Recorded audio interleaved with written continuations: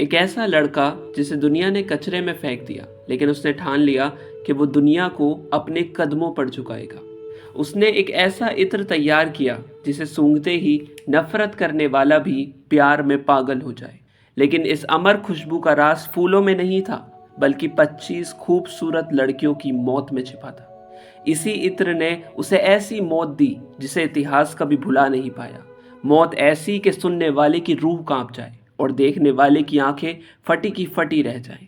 इस वीडियो के आखिर में वो हिस्सा है जिसे सुन के आप दंग रह जाएंगे, तो इस वीडियो को एंड तक जरूर देखना। ये कहानी है 18वीं सदी की। उस समय का पेरिस वैसा नहीं था जैसा आज हम फिल्मों में देखते हैं। वह शहर गंदगी का ढेर था। चारों तरफ से सड़ांध आती थी, गलियों में कचरा भरा था, चूहे दौड़ते थे और हवा में एक ऐसी भारी बदबू थी जिसे सहना नामुमकिन था। शहर की सबसे गंदी जगह थी मछली बाजार। वहां की हवा में मरी हुई मछलियों, खून और सड़ी हुई सब्जियों की एक ऐसी गंध थी जो किसी का भी दम घोट दे। इसी बाजार में एक 25 साल की प्रेग्नेंट औरत मछली काटने का काम कर रही थी। वह औरत पहले भी 4 बार मां बन चुकी थी, लेकिन उसके सारे बच्चे या तो मरे हुए पैदा हुए थे या पैदा होते ही उस गंदगी में मर गए थे। उसके लिए ये 5वां बच्चा भी सिर्फ एक बोझ था जिसे वो जल्द से जल्द ठिकाने लगाना चाहती थी। काम करते करते अचानक उसे लेबर पेन शुरू हो गया। वह अपनी मेज के नीचे बैठ गई जहां मछलियों के कटे हुए सिर और कूड़ा पड़ा था। वहीं उसने एक बच्चे को जन्म दिया जिसका नाम था ग्रैनुई।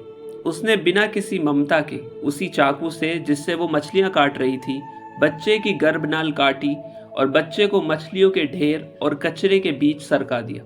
उसने सोचा था कि पिछले बच्चों की तरह यह भी कुछ देर में मर जाएगा और शाम को कचरे के साथ फेंक दिया जाएगा। ग्रैनुई की माँ वापस उठकर मछलियां काटने लगी जैसे कुछ हुआ ही ना हो। लेकिन किस्मत को कुछ और ही मंजूर था।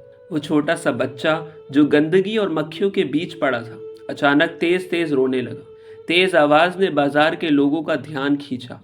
लोग दौड़कर आए और देखा कि कचरे के ढेर में एक नवजात बच्चा हाथ पांव मार रहा है।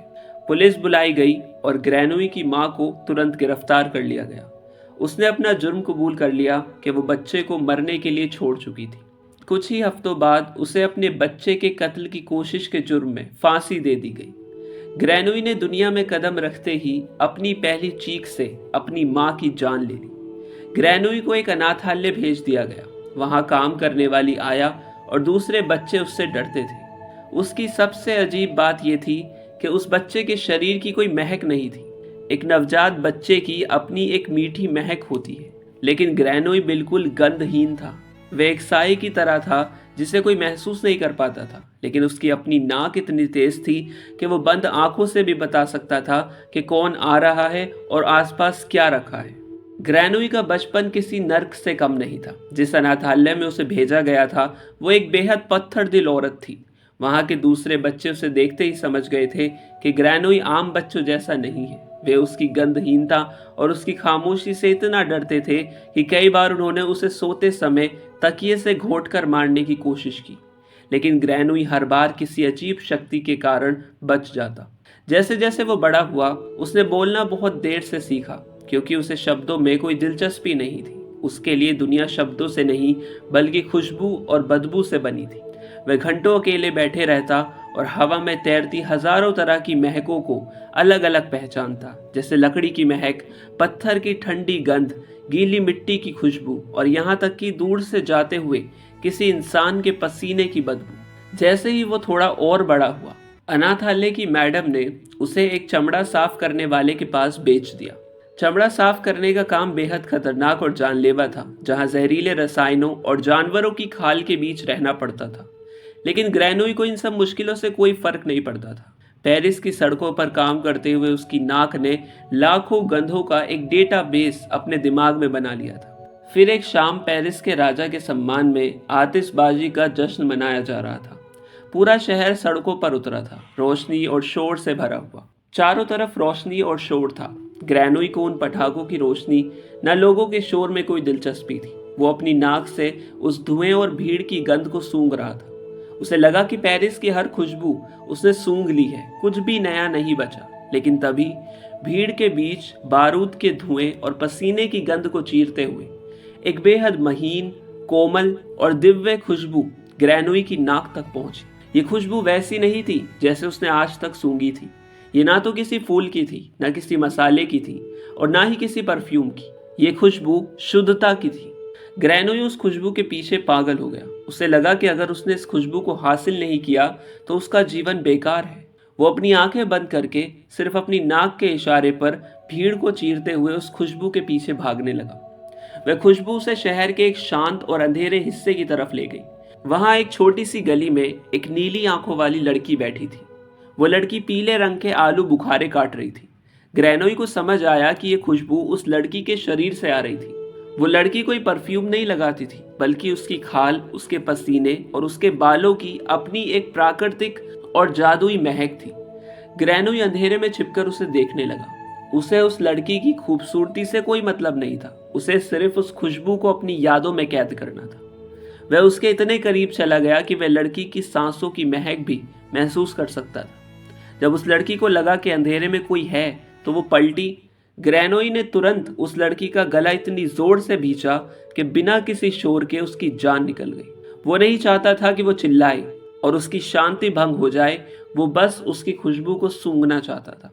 लेकिन उस लड़की के मरने के बाद जब खुशबू खत्म होने लगी और शरीर ठंडा पड़ने लगा, तब ग्रैनोई को पहली बार एहसास हुआ कि इस खुशबू को रोक के रखना मुश्किल है।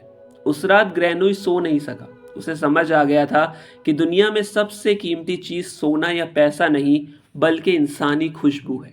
ग्रैनोई के मन में एक बेचैनी घर कर गई थी। उसे ये तो पता था कि कौन सी खुशबू सबसे बेहतरीन है, लेकिन उसे ये नहीं पता था कि उस खुशबू को शरीर से निकालकर एक बोतल में कैसे बंद किया जाए। वह जानता था कि अगर उसने कोई तकनीक नहीं सीखी तो वह महक हवा में उड़ जाएगी और उसके पास कुछ नहीं बचेगा।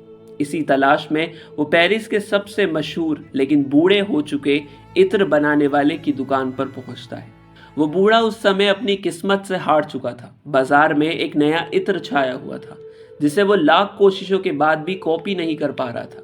जब ग्रैनोई ने उसकी दुकान पर एक मौका मांगा तो उस आदमी ने शुरू में उस गंदे और बदसूरत लड़के को धुतकार दिया, लेकिन ग्रैनोई ने दावा किया कि वो बिना किसी नापतोल के वही मशहूर इत्र बना सकता है जो उस दुकानदार की रातों की नींद उड़ा रहा था। उस बूढ़े आदमी के सामने ग्रैनोई ने बिना किसी तराजू या फॉर्मूले के दर्जनों बोतलों से अर्क निकाला और उन्हें एक बड़ी बोतल में मिलाना शुरू किया। उस आदमी को लगा कि ये लड़का पागल है और सब कुछ बर्बाद कर देगा, लेकिन जब उसने तैयार इत्र को सूंघा तो वो दंग रह गया। वो ना सिर्फ वैसा था जैसा कि वो आदमी चाहता था, बल्कि ग्रैनोई ने उसमें कुछ और बूंदें मिलाकर उसे कहीं ज्यादा बेहतर और जादुई बना दिया था। उस बूढ़े आदमी को समझ आ गया कि ये लड़का कोई मामूली इंसान नहीं, बल्कि खुशबुओं का जादूगर है। उस इत्र वाले ने ग्रैनोई को चमड़े वाले से खरीद लिया और उसे अपना शागिर्द बना लिया। यहाँ ग्रैनोई ने पहली बार वैज्ञानिक तरीके सीखे, जैसे डिस्टिलेशन। उसने सीखा कि कैसे फूलों को उबालकर उनसे इत्र निकाला जाता है। ग्रैनोई ने हजारों नए परफ्यूम्स बनाए जिससे वो बूढ़ा आदमी रातों रात अमीर हो गया। लेकिन ग्रैनोई तब निराश हो गया जब उसे पता चला कि डिस्टिलेशन की टेक्निक से वह लोहे, कांच या इंसानी शरीर की खुशबू नहीं निकाल सकता। फिर उसे पता चला कि ग्रास शहर में खुशबू निकालने की और भी गुप्त और उन्नत तकनीकें मौजूद हैं। तो उसने पेरिस छोड़ने का फैसला किया। पेरिस की भीड़भाड़ और गंदगी से बाहर निकलते ही ग्रैनोई को एक अजीब तरह की शांति का अनुभव हुआ। जैसे जैसे वो शहर से दूर जंगलों और पहाड़ों की तरफ बढ़ा, उसे एहसास हुआ कि उसे इंसानों की मौजूदगी से सख्त नफरत है। उसे इंसानों की गंध, उनके पसीने, उनकी गंदगी, उनकी सांसों की बदबू जहरीली लगने लगी थी। वो अब ऐसी जगह की तलाश में था जहां उसे किसी भी इंसान की महक न आए। वो सड़कों को छोड़कर ऊबड़ खाबड़ रास्तों पर चलने लगा। वो सिर्फ रात में चलता था ताकि किसी इंसान का सामना ना हो। वो अपनी नाक का इस्तेमाल करके मीलों दूर से ही पहचान लेता था कि आगे कोई गांव या इंसान है, और अगर है तो वो अपना तुरंत रास्ता बदल लेता था। ऐसे ही वो ऊंचे पहाड़ों पर पहुंच गया तो उसने एक गहरी सांस ली। उसे वहां किसी भी इंसान की महक नहीं आई। वहां सिर्फ पत्थरों, ठंडी हवा और जमीन के अंदर की गंध थी। उसे वहां एक संकरी सी गुफा मिली जो जमीन के काफी अंदर तक जाती थी। ग्रैनोई ने फैसला किया कि वो यहीं रहेगा। वह समाज से पूरी तरह कट गया। वो वहां 7 साल तक रहा। इन 7 सालों में ग्रैनोई ने कुछ नहीं किया। वो बस उस अंधेरी गुफा में लेटे रहता था, खाने के लिए वे कभी कभी बाहर निकलकर पहाड़ी छिपकलियां, कीड़े मकोड़े या जंगली घास खा लेता था। 7 साल बाद फिर एक रात एक ऐसी घटना हुई जिसने ग्रैनोई को अंदर तक झकझोर दिया। उसने एक सपना देखा कि वो एक घने कोहरे में घिरा हुआ है जो उसकी अपनी ही महक है। लेकिन अचानक उसे एक डरावनी बात समझ आई, उसकी अपनी कोई महक ही नहीं है। वो गुफा में पागलों की तरह अपने शरीर को सूंघने लगा। उसने अपने हाथ, अपने कपड़े, अपनी खाल को सूंघा, लेकिन वहां कुछ नहीं था। वो दुनिया की हर चीज को सूंघ सकता था, लेकिन खुद को नहीं। उसे लगा कि जिसका कोई रिफ्लेक्शन नहीं होता वो भूत होता है, और जिसकी कोई महक नहीं होती उसका कोई वजूद नहीं होता। वो दुनिया के लिए अदृश्य था।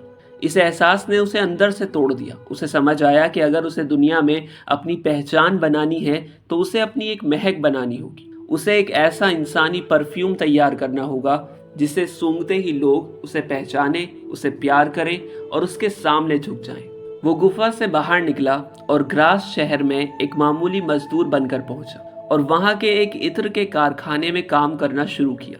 ग्रास में उसने एक टेक्निक सीखी जिसमें जानवरों की ठंडी चर्बी को शीशे के फ्रेमों पर फैलाया जाता था और उस पर ताजे चमेली या ट्यूबरोज के फूल रखे जाते थे। चर्बी धीरे धीरे उन फूलों की आत्मा यानी उनकी महक को सोख लेती थी। ग्रैन्यू ने जब ये देखा तो उसकी आंखें चमक उठी। उसे समझ आ गया कि अगर चर्बी फूलों की महक सोख सकती है तो वो इंसानी खाल की महक भी सोख सकती है। उसने जानवरों और बेजान चीजों पर प्रयोग शुरू किए और फिर उनकी गंध को चर्बी के जरिए बोतलों में कैद करना शुरू किया।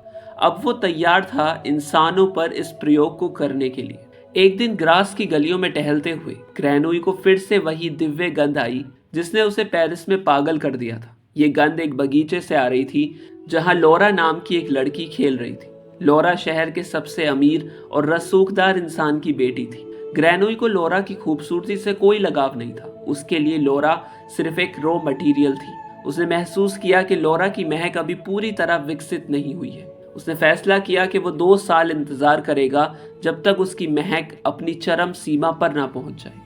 यही वह सेंट्रल नोट होने वाला था जो उसके जादुई इत्र को पूरा करेगा। ग्रैनोई ने अपने दिमाग में एक फॉर्मूला बनाया।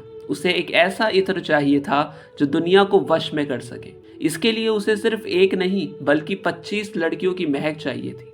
24 लड़कियां इस इत्र का आधार बनेंगी और 25वीं लड़की लौरा इस इत्र का दिल होगी। उसने ग्रास और उसके आसपास की सबसे सुंदर और कुंवारी लड़कियों को ढूंढना शुरू किया। एक रात ग्रैनोई ने ग्रास में अपना पहला शिकार किया। उसने एक लड़की को पीछे से वार करके मार दिया।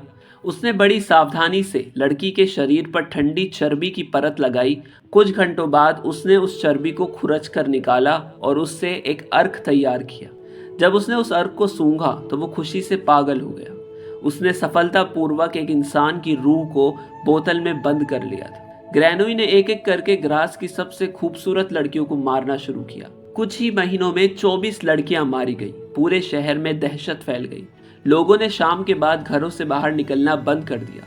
चर्च ने कातिल को शैतान घोषित कर दिया, लेकिन पुलिस के पास कोई सुराग नहीं था क्योंकि कातिल ना तो चोरी करता था और ना ही लाशों के साथ कोई बदतमीजी करता था।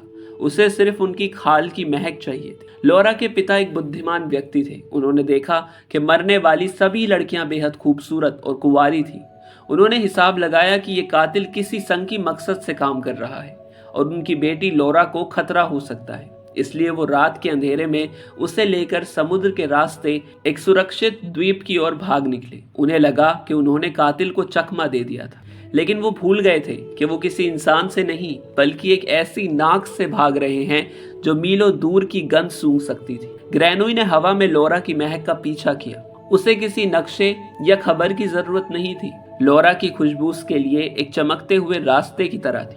वह उनके पीछे पीछे उस सराय तक पहुंच गया जहां वे रुके थे। उस रात ग्रैनोई चुपके से लौरा के कमरे की खिड़की से अंदर घुसा। उसने बड़ी शांति से लौरा का कत्ल किया, बिना किसी नफरत के, बिल्कुल एक पेशेवर की तरह। उसने पूरी रात लौरा के शरीर से उसकी खुशबू को चर्बी में सोखा। ग्रैनोई ने उन सभी 24 लड़कियों की महक में लौरा की महक मिलाई। अब उसके पास वह इत्र था जो दुनिया के किसी भी इंसान को उसका गुलाम बना सकता था। जब लौरा के पिता अपनी बेटी के कमरे में पहुंचे तो उन्होंने उसे मृत पाया, लेकिन इस बार ग्रैनोई ने अपनी छाप छोड़ दी थी। वो इतना आश्वस्त था कि उसने भागने की ज्यादा कोशिश नहीं की। जल्द ही पुलिस ने उसे पकड़ लिया। पूरे ग्रास शहर ने राहत की सांस ली कि हैवान पकड़ा गया है। अदालत ने उसे बहुत ही दर्दनाक मौत की सजा सुनाई। उसे ब्रेकिंग व्हील पर चढ़ाकर तड़पा तड़पा कर मारना तय किया गया। ब्रेकिंग व्हील एक ऐसा पहिया था जिस पर हड्डियों को तोड़कर मारा जाता था। फांसी का दिन तय किया गया। ग्रास के विशाल मैदान में हजारों की भीड़ उमड़ पड़ी। लोग तमाशा देखने के लिए सुबह से ही अपनी जगह पर आकर बैठ गए। वहां नफरत का माहौल था। लोग चिल्ला रहे थे, गालियां दे रहे थे और उस दरिंदे का खून देखना चाहते थे। जेल की कोठरी में बैठा ग्रैनुई बिल्कुल शांत था। उसे ना तो मौत का डर था और ना ही अपने किए का कोई पछतावा था। उसके पास वो छोटी सी कांच की बोतल थी जिसमें उसने 25 लड़कियों की रूह को कैद किया था, वो अल्टीमेट परफ्यूम। मैदान में जब उसे एक कैदी वाली गाड़ी में लाया गया तो लोग पत्थर फेंकने के लिए तैयार थे, लेकिन गाड़ी से उतरने से ठीक पहले ग्रैनुई ने उस इत्र की सिर्फ एक बूंद अपने रुमाल पर लगाई और उसे अपनी गर्दन और कलाई पर मल लिया। वह इत्र इतना शक्तिशाली था कि उसका असर तुरंत हवा में फैलने लगा। जैसे ही ग्रैनुई गाड़ी से बाहर निकला, एक चमत्कार हुआ। जैसे जैसे हवा के झोंके उस इत्र की महक को भीड़ तक ले गए, लोगों के चेहरे के भाव बदलने लगे। जो लोग अभी एक पल पहले उसे फांसी के लिए चिल्ला रहे थे, वो अचानक चुप हो गए। उनकी आंखों में जो गुस्सा था वो धीरे धीरे आदर और सम्मान में बदल गया।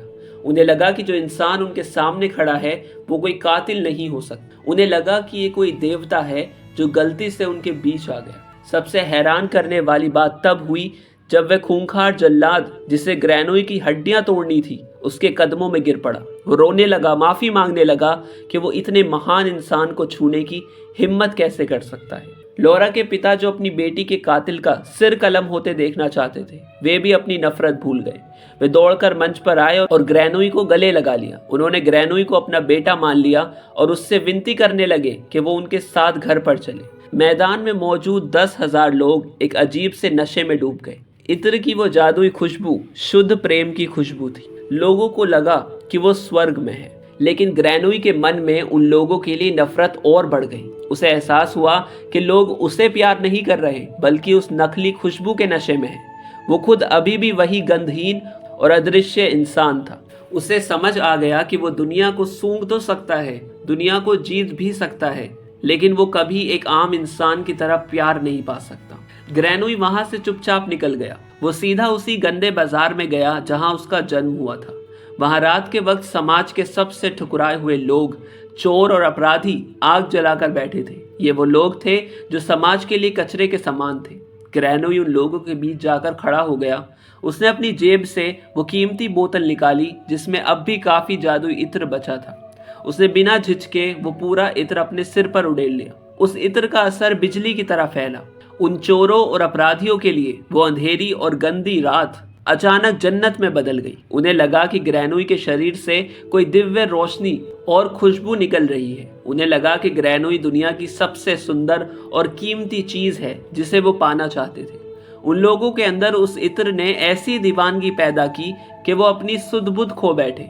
वो लोग इतने हिंसक हो गए कि ग्रैनुई पर भेड़ियों की तरह टूट पड़े। उन 30-40 लोगों ने ग्रैनुई को नोच डाला।